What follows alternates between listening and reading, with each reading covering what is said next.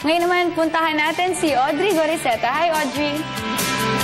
Hi, Rian. Maraming salamat. At ito pong weekend, naging matunog po ang usapin kaugnay sa same-sex marriage matapos aprobahan ng US Supreme Court ito sa Amerika na gawing legal. At para pag-usapan po yan, dito sa ating bansa rin ay may mga nagpupush din po mula sa hanay third sex na gawin din pong legal dito sa Pilipinas. Yan. Para pag-usapan po, makakasama po natin ang si Father Dexter Toledo, isang Franciscan, co-executive secretary ng Association of Major Religious Superior in the Philippines. Father, welcome back at good morning. Good morning.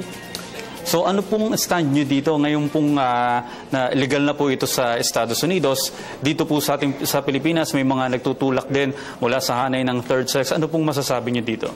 Una masasabi ko rito, tayo nagmumula sa isang malayang bansa. Tayong lahat ay merong kakayanan, kapangyarihan na maipahayag din yung ating pananaw tungkol sa mga bagay na ito na lalo tigit na isang bagay na pinag-uusapan ng lahat.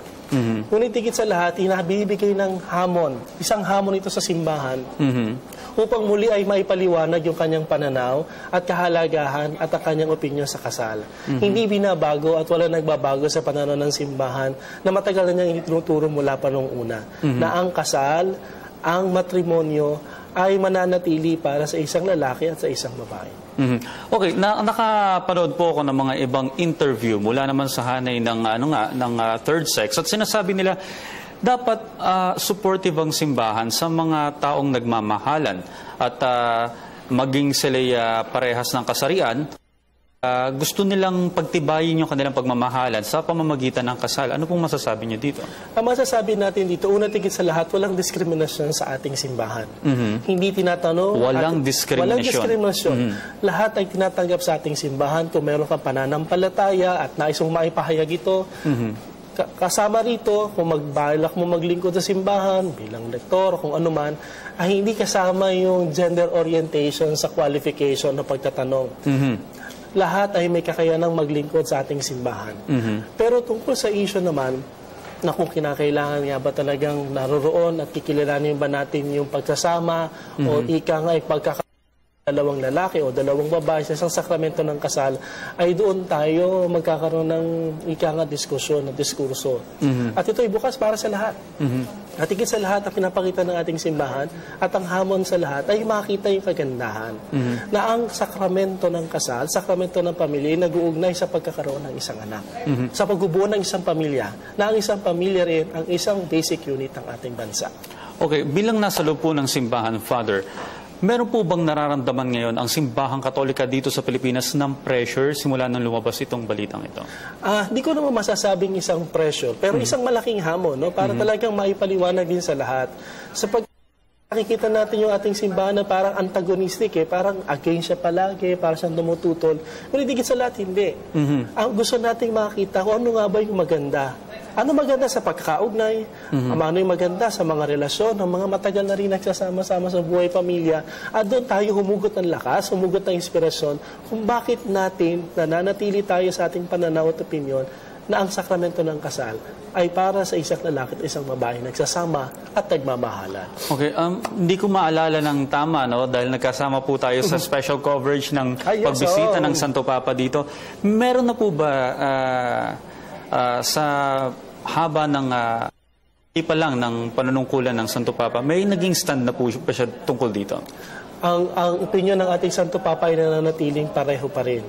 Ngunit higit sa lahat, sinasabi rin naman niya na kinakailangan meron tayong natatanging respeto at paggalang sa lahat ng tao, anuman ang kanyang race, opinion, decision, lahat yon ay dapat bigay tayo ng paggalang. Pero kasama sa diskurso ng paggalang ay yung panatilihin din natin kung ano yung ating pananaw. At kung yung ating opinyon, ano yung pinangahawakan ng ating inang simbahan. At mailagay ito sa isang pakikipag-usap na kung saan nagkakaunawaan tayo at nagkakaintindihan.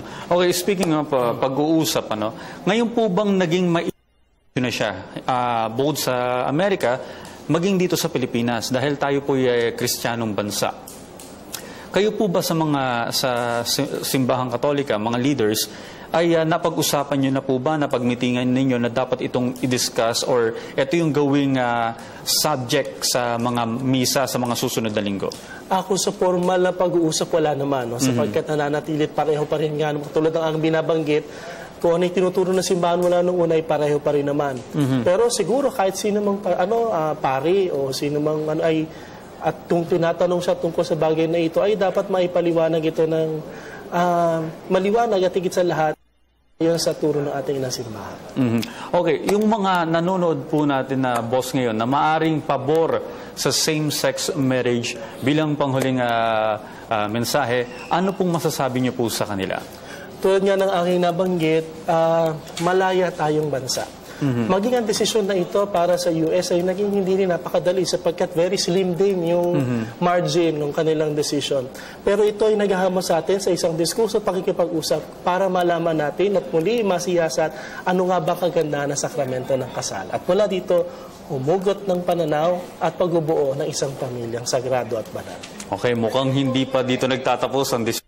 Father, mukhang mahaba-haba pa to dahil talagang siyempre maring i-push pa rin itong mga nasa kababayan natin, nasa hanay ng third sex, itong ganitong pagliligal nga ng same-sex marriage. Pero Father, maraming salamat po sa lahat ng mga impormasyon na ibinahagi niyo sa amin ngayon at nalaman din namin ngayon ang stand ng simbahan. Maraming salamat din. Okay, nakapanayam po natin ngayong umaga ang Co-Executive Secretary ng Association of Major Religious Superior in the Philippines, ang isang Franciscan, si Father Dexter Toledo. Diyan lamang po kayo dahil magbabalik pa ang Good Morning Boss.